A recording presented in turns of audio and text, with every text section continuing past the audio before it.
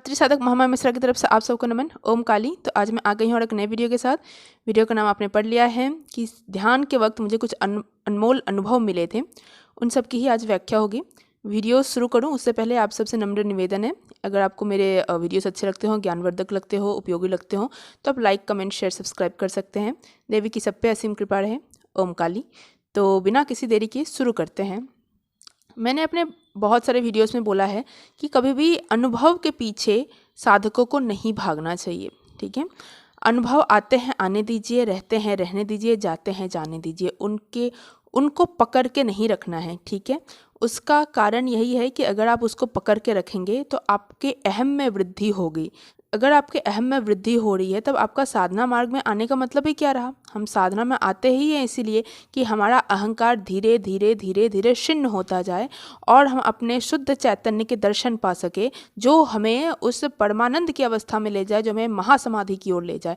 लेकिन अगर आप अनुभव के पीछे भागेंगे तब आप अपने अहंकार की वृद्धि कर रहे हैं। तब आप ये बोल रहे हैं कि ये मैं हूँ जो इसको अनुभव कर रहा है, मैं इसका भुगता हूँ। तो जहाँ मैं है वहाँ पर मुक्ति कैसी, वहाँ पर परमानंद कैसा। मैं जो अभी आपको अपना अनुभव बताने वाली हूँ वो बस सुनिए, समझिए। अपने पर ज़्यादा लागू मत करने चाहिए कि इनको हुआ है तो मुझे होना चाहिए, मुझे हुआ तो इनको होना चाहिए। ऐसा कोई पैरामीटर नहीं होता है। सबकी कंडीशनिंग, सबकी जो संस्कार सबके अलग अलग होते हैं, उस हिसाब से लोगों को अनुभव अलग अलग मिलते हैं। इसमें से ऐसा कहीं भी नहीं लिखा है कि जिसको ज़्यादा अनुभव होते हैं वो सुपीरियर है, उच्चतर है, जिसको अनुभव नहीं मिलते हैं उसकी साधना में वृद्धि नहीं हो रही है। ऐसी कोई बात नहीं होती है। ठीक है, ये सब भ्रांतियाँ हैं। तो चलिए मैं शुरू करती हूँ। मुझे ध्यान में 2 तगड़े अनुभव मिले थे।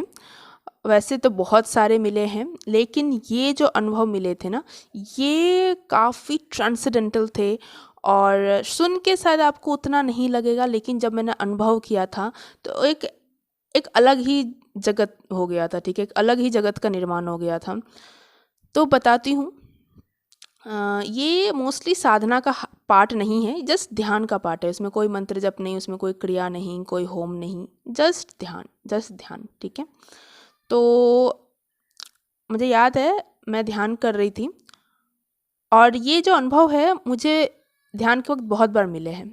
ठीक है, मतलब ये अनुभव मुझे रिपीटेडली मिले हैं, इसलिए मुझे लगा शायद मुझे ये शेयर करना चाहिए, लोगों को सुनना चाहिए थोड़ा कैसा होता है।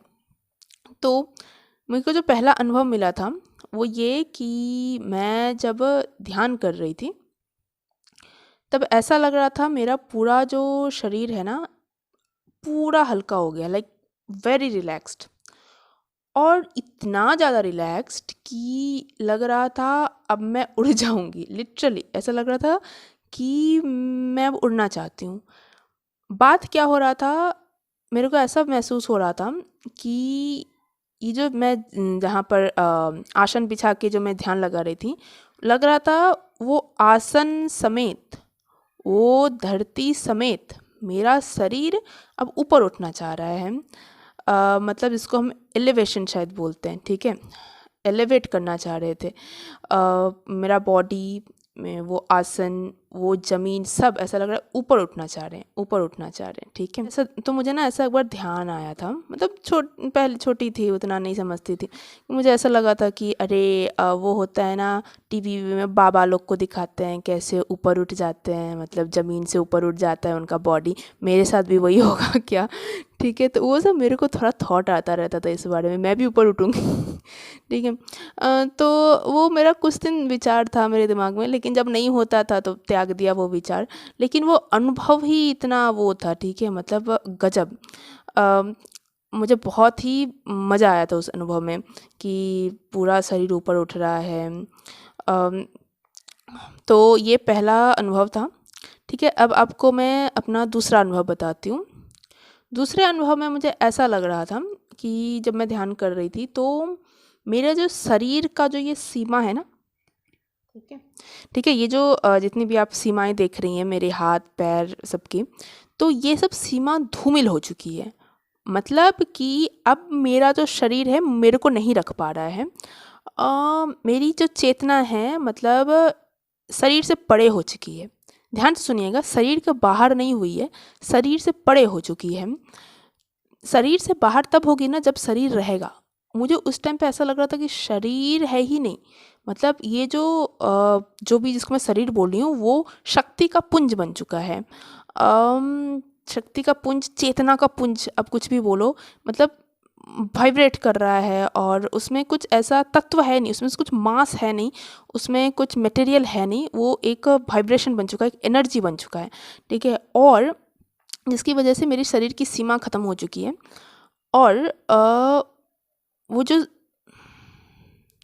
सीमा विहीन शरीर है मेरा, मतलब जो ऑरा है मेरा, वो ऐसा लग रहा था इतना बढ़ चुका है, इतना बड़ा हो चुका है कि मेरे जो घर की जो दीवारें हैं, ठीक है, उन सब का स्पर्श पा रही हैं। मतलब स्पर्श पा रही है, मतलब ये नहीं कि मतलब मैं छू रही हूँ, जस्ट इट्स लाइक कि पूरा रूम को ऑक्यूपाई कर चुका है। मैंने पूरा रूम को ही ऑक्यूपाई कर लिया है। जैसे एक स्पंज होता है, उसको अगर आप पानी में डुबोते तो कैसे बड़ा हो जाता है, फूल जाता है ना। तो मेरे साथ भी वैसे ही हो रहा था, ऐसा लग रहा था कि मैंने इतना मतलब चेतना अब्जॉर्ब कर लिया है कि मेरा जो शरीर है फूल गया है। शरीर बोले तो मेरा एनर्जी फूल गया है और पूरे अब रूम को, आसपास को मतलब समेट लिया है, ठीक है, मतलब फैल चुका है सब जगह। तो ये जो अनुभव था भाई साहब, मतलब दिमाग हिलाने वाला था, क्योंकि उस टाइम पे ऐसा लग रहा था कि अगर इस क्षण मेरी मृत्यु भी हो जाए कोई गम नहीं है। इस क्षण अगर कोई जहरीला सांप आके मुझे काट के खा जाए कोई भय नहीं है। इस क्षण में मेरे साथ कितना भी बड़ा हित हो जाए मुझे कोई फर्क नहीं पड़ता है। इस क्षण में ही सब क्षण है। यही जो मोमेंट है यही पूर्ण है, ठीक है। मतलब जो तगड़ा अनुभव मुझे मिला था, मैं पता नहीं शब्दों में बयान नहीं कर पा रही हूँ।